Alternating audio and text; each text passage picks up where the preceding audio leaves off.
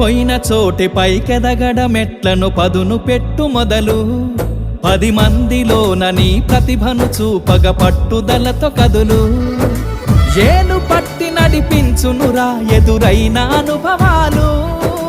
వేల ఏండ్లు వర్ధిల్లునురా నీ విజయ జ్ఞాపకాలు రాదురా ఏ విజయం నీ కోసం నా కోసం